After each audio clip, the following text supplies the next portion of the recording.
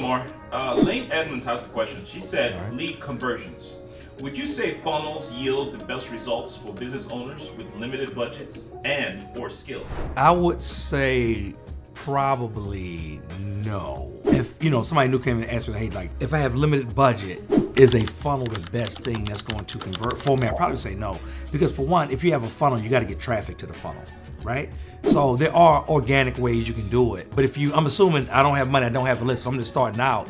Like you gotta figure out how I'm gonna get traffic to it. One of the best ways to get traffic to it would be paid advertising. But if you're not running ads, okay, that takes that off the table. So now you gotta say, can I borrow traffic from somebody? Is it somebody that already has a group of people, a community that I can tap into, and then push their people to me? Which is possible. You can do that for free, may not have a hard cost up front. You could pay, affiliate something on the background. But the other part about a funnel that we often don't talk about is that your funnel is not perfect when you cut it on. When you cut it on, all you've done is create what you think will work, but that's when the actual work begins. So, okay, I gotta find a traffic source. I have my funnel on. Are people opting in? Are they registering? Are they, are they buying right there? Are they buying the upsell right there? It's like continuous steps. So you talk about the easiest thing to convert? I would say no. I think the easiest thing to convert is talking directly to people. So if somebody say, hey Lamar, like I need to make $5,000, $10,000 this week. I'm like, if you already got customers, call the customers that you already have serviced in the past and see if you can service them again. If you're a coach, I'm like, go find one-on-one client, right? That'll pay you for a transformation, you can get paid right away. If I had to do something that was online, I'd probably try to do a webinar so I could sell one to many. Can I get a bunch of people on? And I got funnels, so I'm not saying against funnels, like funnels are cool, but you're not seeing those people as they come through or they decide, don't decide or whatever. So you're trying to figure out like what it is, you gotta test different things out. If you got them on a webinar and they're not buying, you can just ask them like, hey, how come you guys haven't bought yet? What's stopping you from buying? You got everybody's contact information. You can call them and hit them up directly in ways that you can't do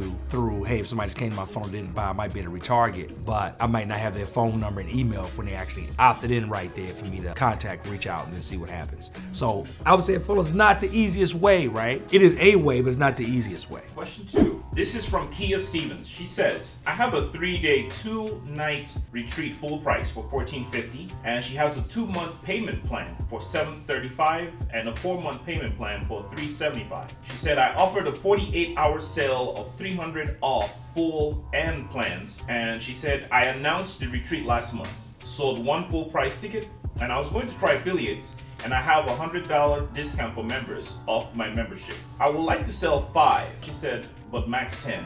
What are your suggestions to sell more tickets? All right, congratulations on getting your retreat out and launched. One of the first things I would do is I would like really get clear about who this retreat is for, like what type of person it's for.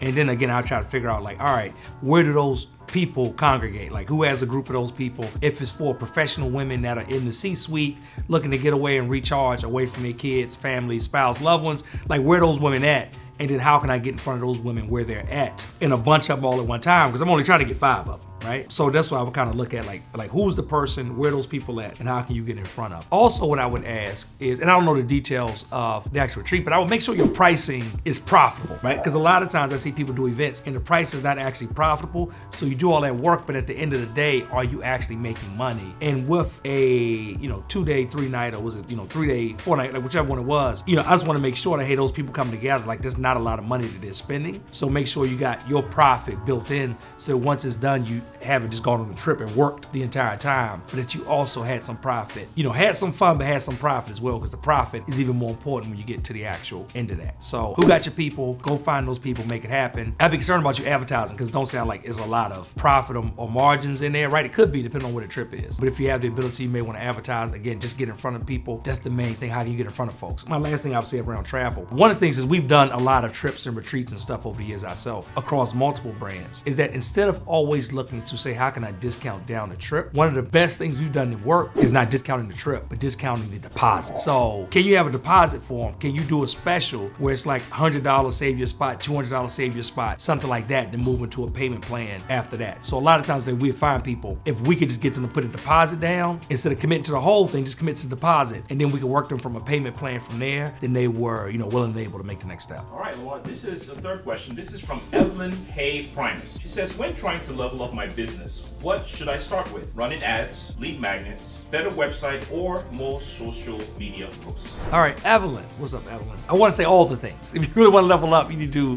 do the website and ads and social and all this, right? But what I think about, like the first thing I would think about is your website. Is that website optimized? Because everything you talked about is going to bring traffic into it. So when they get there, I want that website to convert as good as possible. So when I say like, hey, is your website, optimized at least to a base level where people are going to land there, they can easily find what they need to find. If you're e-commerce, do you have bundles available? Do you have enough product available? Is everything above the fold optimized? Do you have an app to upsell like directly in the website? So those are all the things I would think about and just kind of come to right there from the very beginning of the conversation to make sure you optimize. Then once that's optimized, I can look and say, hey, lead magnet or ads? What if you run ads to a lead magnet? You can do both, get way more people, but then from the lead magnet, you can push them to an actual offer of what you do. You can run ads straight to the actual offer to see which one converts better. Putting the lead magnet in between or just going straight to it and then seeing what's up and what happens. And then definitely while you're doing it, like social is your new brochure, so you definitely should be promoting and posting on social just to again, because people are looking. So when I see a company or business, because now everybody has a great website and everybody looks so professional, that gives me their professional polished look. That's cool. You need to have one, should have one. But then when I want to see who they really are, most of the time I go to their Instagram or I might go to their Facebook. I want to see who the brand is and what the authentic voice of the brand is, because oftentimes the website is not the authentic voice. Then I go to social media to find out. So you should be on social promoting your business, sharing what you do and how you do it.